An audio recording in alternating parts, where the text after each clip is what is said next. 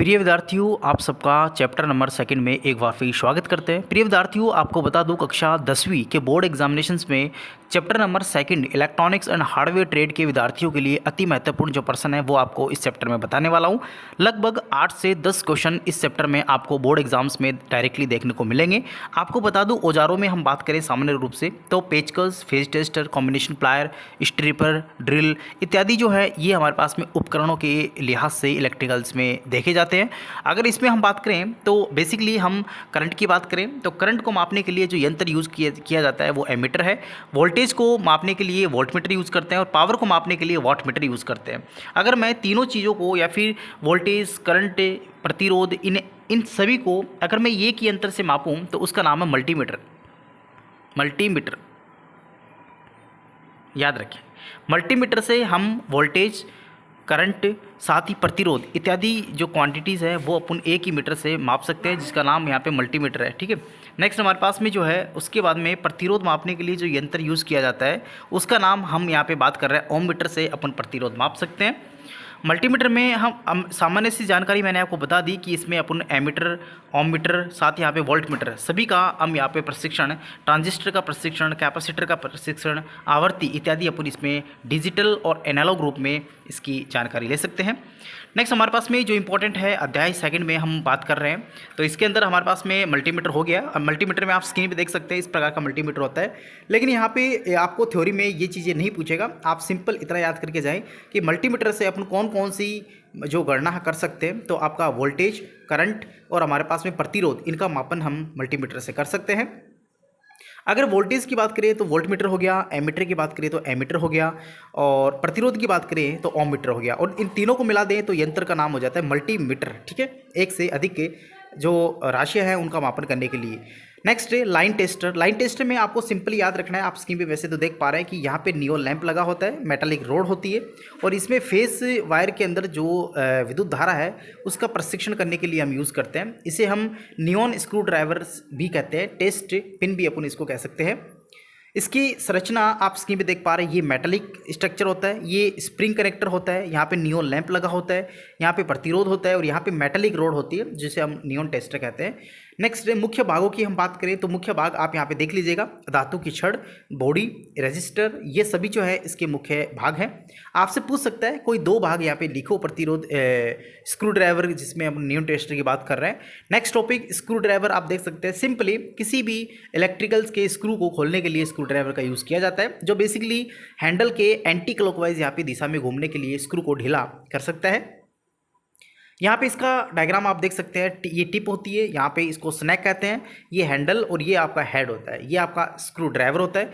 Tong tester आप basically किसी भी तार को काटे बिना ही तार में प्रवाहित करंट का मापन आप कर सकते हैं, तो ये आपका टोंग मीटर होता है। ध्यान रखें, टोंग टेस्टर से आप डायरेक्टली करंट को माप सकते हैं बिना किसी तार को काटे हुए। इसका डायग्राम आप स्क्रीन पे देख पा रहे हैं, ये आपका डायग्राम है। हालांकि डायग्राम आपसे नहीं पूछेगा, सिंपल पूछेगा टोंग टेस्टर का उपयोग क्यों किया जाता है, तो किसी भी तार में विद्युत धारा को मापने के लिए टोंग टेस्टर का उपयोग करते हैं।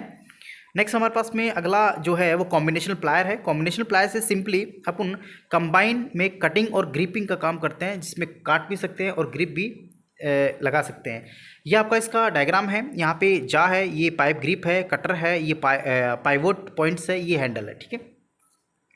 उसके बाद में हमारे पास में नेक्स्ट है ड्रिल बिट्स। क्या होते हैं? ड्रिल बिट अलग अलग रेंज के होते हैं, आपको जैसा कि पता है सर्कुलर मोशंस में इसको यूज़ किया जाता है और बेसिकली किसी भी ड्रिल बिट से छेद को ड्रिल करने के लिए, सामग्री को हटाने के लिए उपयोग में लिए जाने वाला एक उपकरण होता है, जो कि विभिन्न प्रकार के आकारों के ड्रिल्स की सहायता से अपन ड्रिल कर सकते हैं। स्क्रीन पर आप देख सकते हैं, ये इसका डायग्राम है।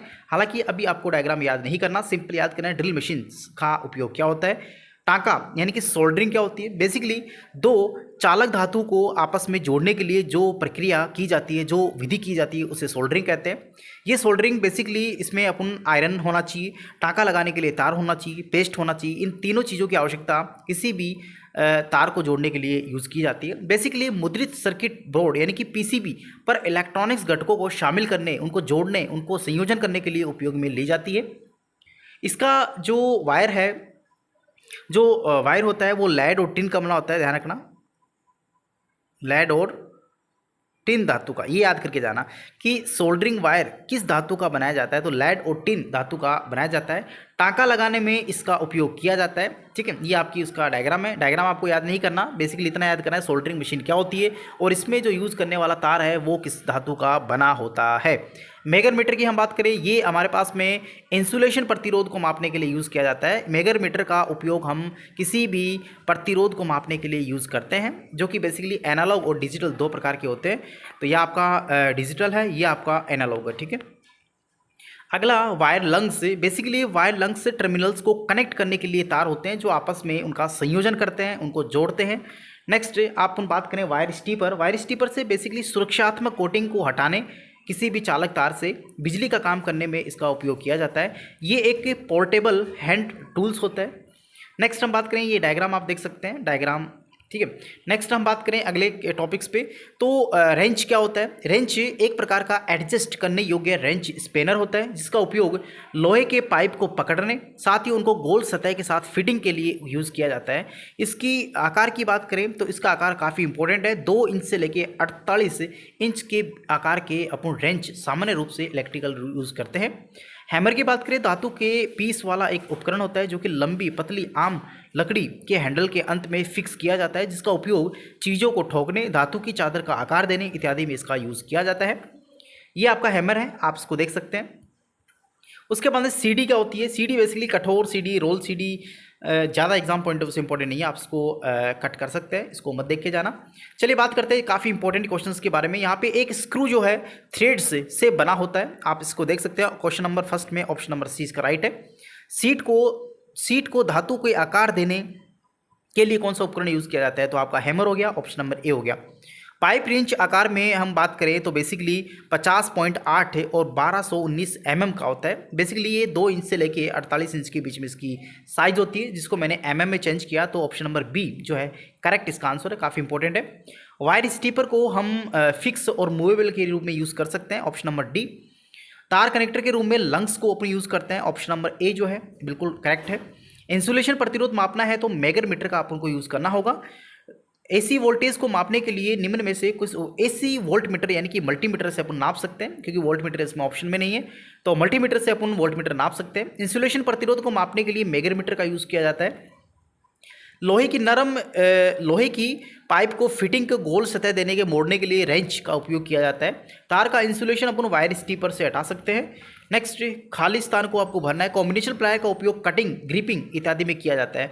पाइप रेंच की साइज 2 इंच से लेकर 48 इंच होती है। किसी धातु को अन्य धातु के घटकों में बांधने सोल्डरिंग होता है। टोंग टेस्टर स्पीड मापते हैं। मेगर मीटर एनालॉग और डिजिटल 2 प्रकार के होते हैं।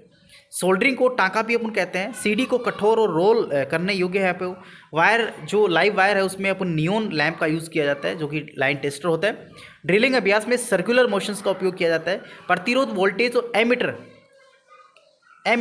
यानी एमीटर जो है वो मल्टीमीटर का उपयोग यहाँ पे। नेक्स्ट है सोल्डरिंग, इसमें सही और गलत आपको चुनना है। सबसे पहले सोल्डरिंग को ग्लू के रूप में यूज़ करते हैं, नहीं ये गलत बात है। क्लैंप मीटर का उपयोग तार के अंदर प्रवाहित करंट को मापने के लिए किया जाता है, बिल्कुल सही है।